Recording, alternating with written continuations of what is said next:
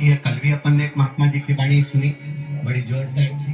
इनके सम्मुख में कुछ कहूं पर हमारा शास्त्र कहता है, कई लोग विरोध करते हैं, कई लोग विरोध करते हैं। शंकर जी पे दूध चढ़ाना उत्तम नहीं है, दही चढ़ा दिया, शहद चढ़ा दिया, पंचामृत चढ़ा दिया, ये चढ़ा दिया, वो चढ़ा दिया, शिव जी को ये चढ़ा दिया, वो बहकर नाली में जा रहा है, वो बहकर गटर में जा रहा है, वो बहकर उधर जा रहा है। अरे उनको कितना समझा कि वो बहकर अगर बाहर जा रहा है तो मेरे शंकर जी का एक नाम है पशुपति नाथ। अगर उसके ऊपर चढ़ा हुआ केवल मनुष्य खाता, उसके ऊपर चढ़ा हुआ दही केवल मनुष्य पीता, उसके ऊपर चढ़ा हुआ दूध केवल मनुष्य पीता, तो वो मनुष्य का नाथ होता। फिर उसका नाम पशुपति नाथ क्यों हुआ? क्योंकि जो चढ़ा हुआ बाहर जाता है उसको कोई जीव, कोई जानवर, कोई कुत्ता भी खा लेता है। उसका नाम पशुपति नाथ है। वो पशुओं के लिए भी बहुत कुछ देता। एक जरा सा उसने डमरू बजाया और 33 कोटि देवताओं को पशु बना दिया और खुद उसका नाथ बनकर बैठ जाता है। वो पशुपति नाथ साधारण नहीं हो सकता। वो शंभु शरण मांगो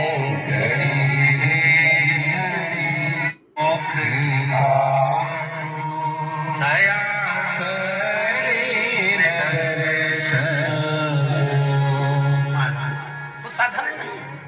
उसका नाम पशुपति नाथ। अच्छा ज्ञान देने वाले बहुत मिलेंगे तुमको। कभी तुम शॉपिंग मॉल में शॉपिंग कर रहे हो, कभी किसी ने पूछा तुमसे काहे के लिए शॉपिंग कर रहे हो? अरे बोलो तो भी जी हाँ। कभी कोई ने बोला?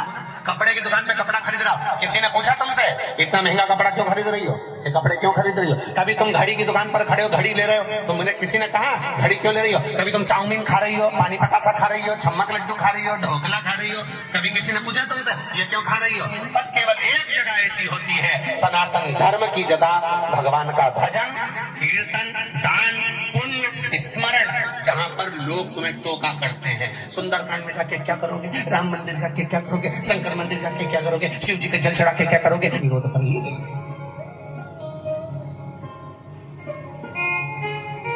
समझाए।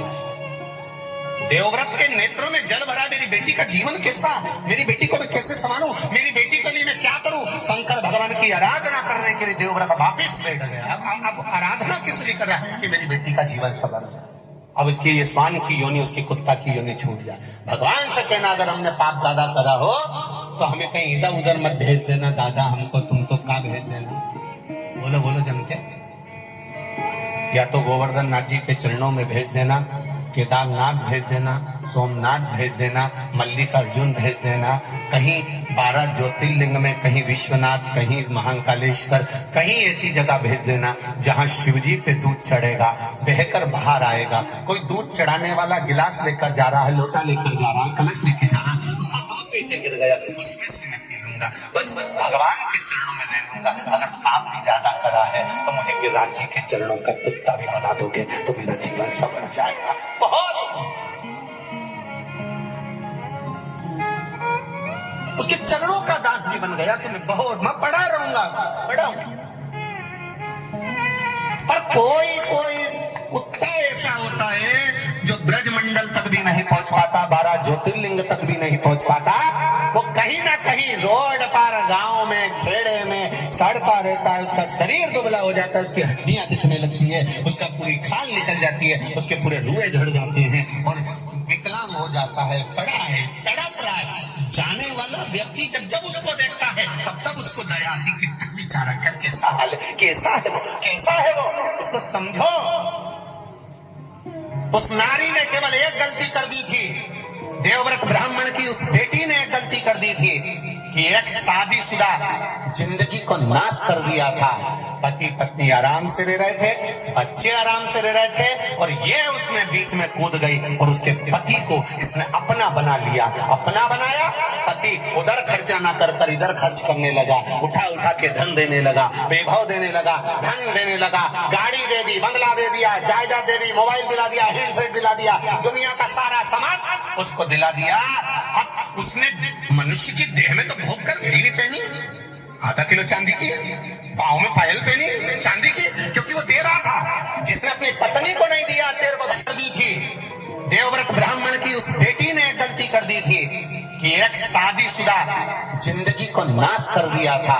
पति पत्नी आराम से रह रहे थे, बच्चे आराम से रह रहे थे, और ये उसमें बीच में कूद गई और उसके पति को इसने अपना बना लिया। अपना बनाया, पति उधर खर्चा ना कर कर इधर खर्च करने लगा, उठा उठा के धन देने लगा, वैभव देने लगा, धन देने लगा, गाड़ी दे दी, बंगला दे दिया, जायदाद दे दी, मोबाइल दिला दिया, हैंडसेट दिला दिया, दुनिया का सारा सामान उसको दिला दिया।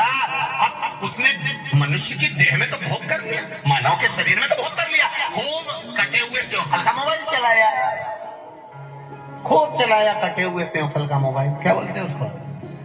हाँ समझ जा, बस तुम उतने में समझ गए।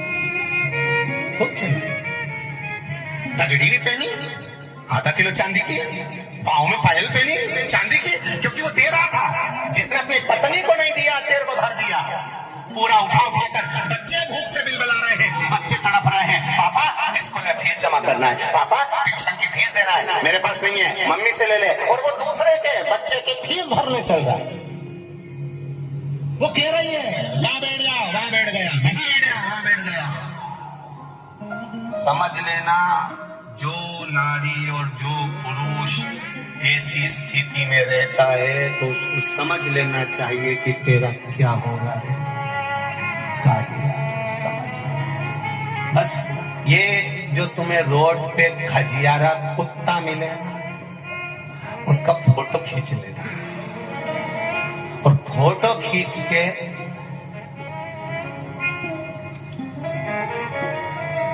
एक बार व्हाट्सएप पे वायरल कर देना और नीचे लिख देना तेरा क्या होगा रे काटिया। बस जिसने शिव पुराण सुनी होगी उसको ये, और मेरा निवेदन आपसे, ये कथा आपको थोड़ा ना थोड़ा, इस कथा को थोड़ी सी क्लिप काट कर जनमानस तक पहुंचना चाहिए। कई लोगों के घर बच जाएंगे, कई लोगों के घर सुधर जाएंगे। ये क्लिप जनमानस तक पहुंचना चाहिए। क्या होगा तेरा? ये कुत्ते का जन्म, कुत्ता भी बनता तो अच्छा बनता। कोई कोई कुत्ता इतना अच्छा रहता है कि 4 व्हीलर गाड़ी में घूमता है। बोलो रे कंजरी वालों, सही है। कोई कोई कुत्ते की किस्मत इतनी अच्छी रहती है कि घर का व्यक्ति अपने बच्चे को कभी छीछी नहीं कराता, पर कुत्ते को कराता। ये तो कुत्ते की किस्मत है।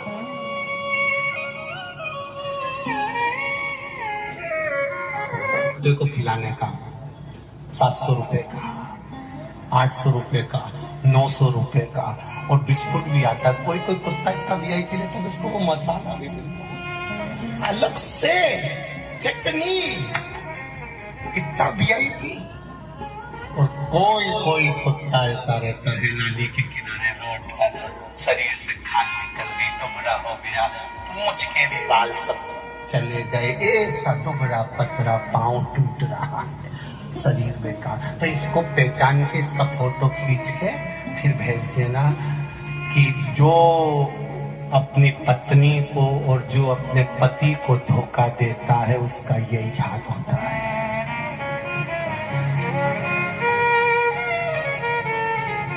कोई पूछे ये कथा कहां से आई? स्कंद पुराण में काशी खंड के अंतर्गत जो वर्णन किया गया है, 2 कथाएं स्कंद पुराण में बड़ी भारी आई है महाराज, मनुष्य देह को सुधारने की, संवारने की।